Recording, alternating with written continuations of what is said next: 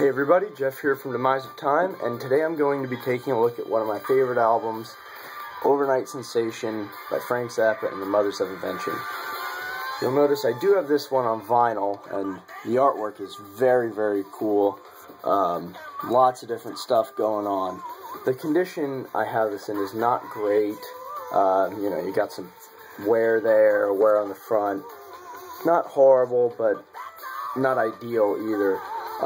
Collecting Frank Zappa stuff on vinyl is pretty difficult just because it tends to be expensive, and I mean anyone who has tried to collect Frank Zappa stuff on vinyl can probably agree with this unless they've gotten really lucky.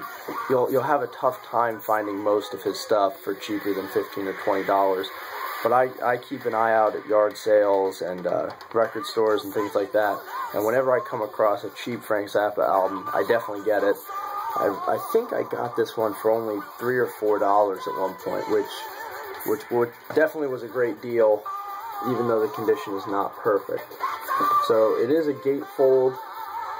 So in here you've got all the lyrics, which you'll definitely want to read the lyrics, they're entertaining. And you've got the lineup. So if I'm just looking at it here, you've got a lot of great musicians. George Duke on the keyboards, Jean-Luc Ponty on violin. He has an excellent solo career if you're looking for some great fusion. Frank Zappa, of course. And then, you've got his, a lot of people from the Mothers of Invention here, which this actually is a Mothers of Invention record.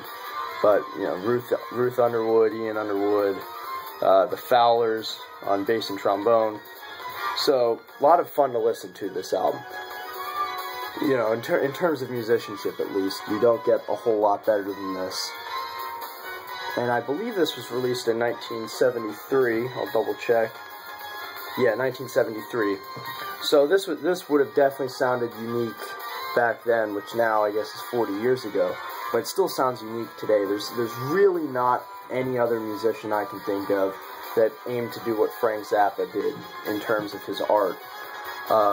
And this album in particular, I think, was kind of a changing point in Zappa's discography. Before this, it was a little bit more experimental. You had things like We're Only In It For The Money, Lumpy Gravy.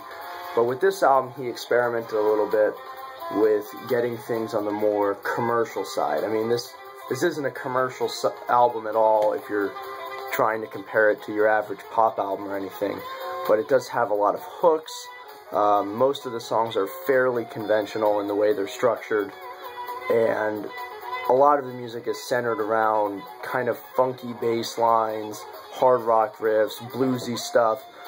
So it's not as challenging to listen to as We're Only In It For The Money or something like that, which, I love all periods of Zappa's career, but this is probably the most accessible if you're looking to get into Frank Zappa's music.